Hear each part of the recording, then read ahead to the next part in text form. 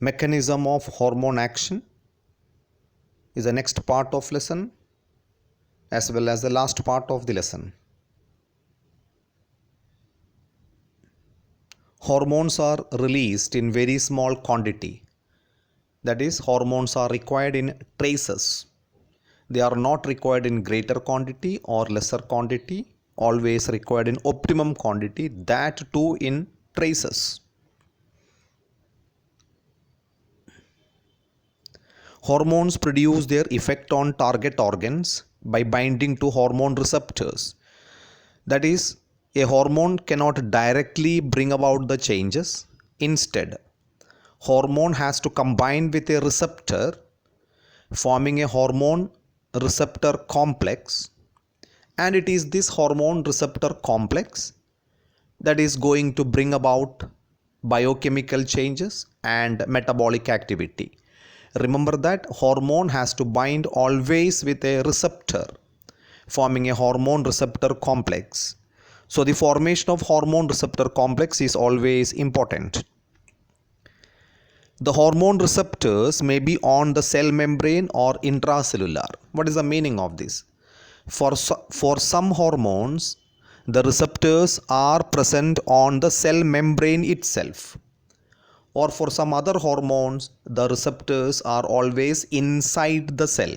Then it is called intracellular. If receptor is inside the cell, it is called intracellular. A hormone receptor complex is formed. This leads to biochemical changes in the target tissue. Remember that it is the hormone receptor complex that is going to bring about biochemical changes and metabolic activity in the target tissue. Mode of hormone action through membrane receptors. So there are two types of hormone receptors. One type is present on the cell membrane while the second type is inside the cell. Hormones like amines, catecholamines, peptides, polypeptides, which are not lipid soluble, has their receptors on the cell membrane. Therefore, they cannot enter the target cell through the plasma membrane. So these steroid water soluble hormones interact with the surface receptor which initiate metabolic activity.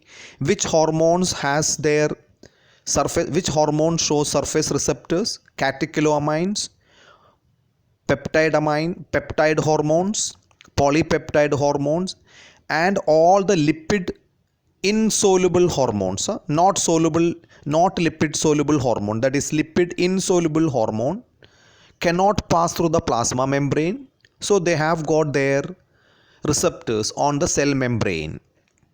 These non-steroid water soluble hormones, that means lipid insoluble hormones but water soluble hormones, interact with the surface receptor which initiate metabolic activity.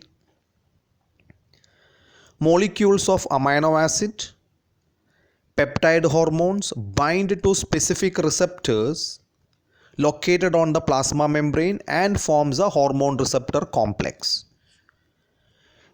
The hormone receptor complex causes the release of an enzyme called as adenylate cyclase from the receptor site. That is, hormones which are lipid insoluble or water soluble like catecholamines, polypeptides, protein hormones, which cannot pass through the plasma membrane, binds with the surface receptor, forming a hormone receptor complex on the plasma membrane itself. This causes the production of an enzyme called as adenylate cyclase. This adenylate cyclase causes the production of second messengers like Ca+ ions, CAMP cyclic adenosine monophosphate, CGMP cyclic guanosine monophosphate, and IP3 inositol triphosphate. These are all second messengers, and it is the second messengers which are going to bring about biochemical changes and metabolic activities. That is, catecholamines, polypeptide hormones and peptide hormones has to bind with the surface receptors because they are insoluble in lipid, hence they cannot pass through the plasma membrane. After combining with the surface receptor, they form hormone receptor complex, which causes the production of adenylate cyclase enzyme.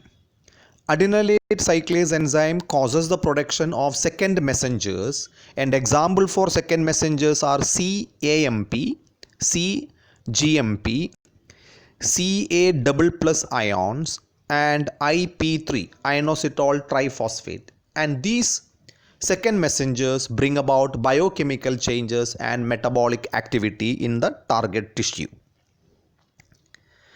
The enzyme generates second messengers like cyclic AMP, GMP, IP3, etc.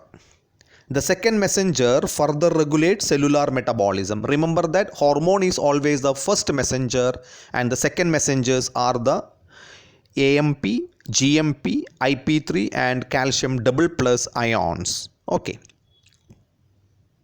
The diagram is given here.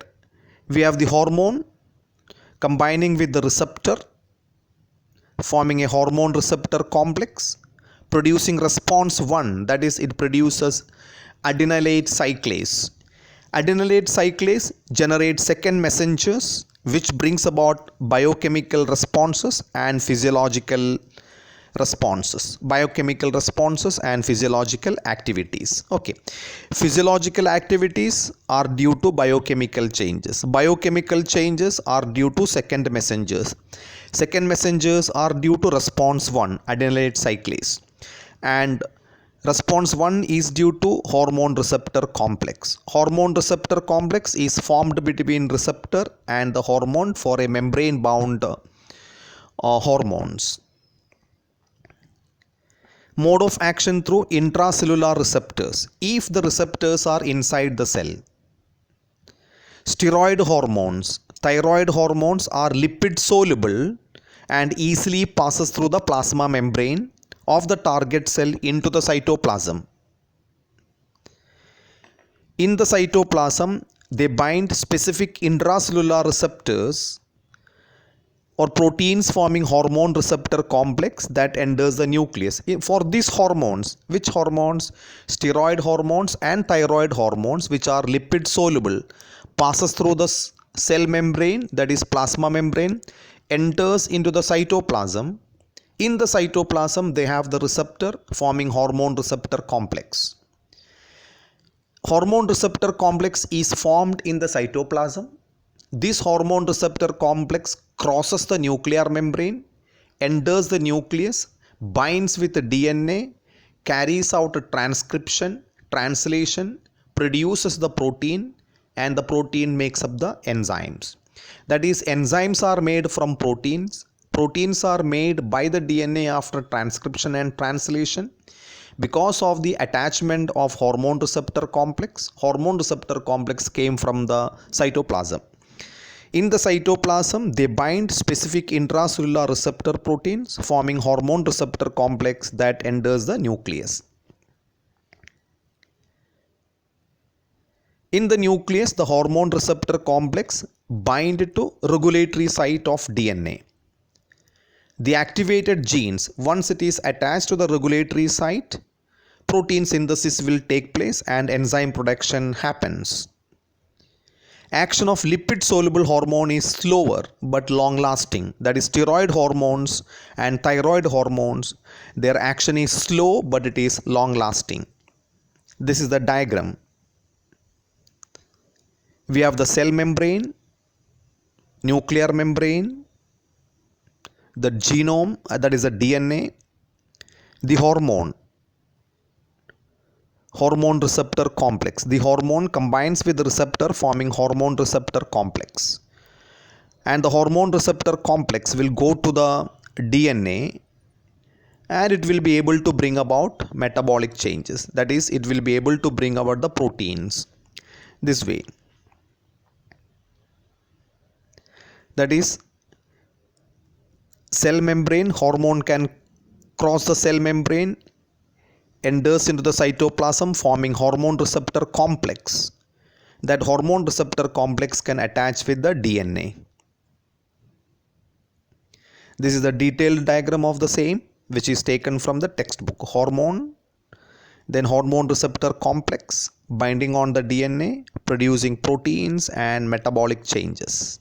Okay, so this is a very important part of the lesson to discuss mechanism of hormone action. You have to remember only two things: whether the hormone is membrane bound or intracellular. If it is membrane bound, hormone receptor complex, then adenylate cyclase enzyme, then second messengers. Which are the second messengers? Cyclic AMP, cyclic GMP, IP3 and Ca double plus ions. And why they have to bind on the membrane receptor? Because they are lipid insoluble and water soluble. Other hormones, steroid and thyroid hormones, crosses the membrane, enters the cytoplasm, can combine with the receptors, forming hormone receptor complex, binds to the DNA, brings about physiological changes or metabolic activities. That is a mechanism of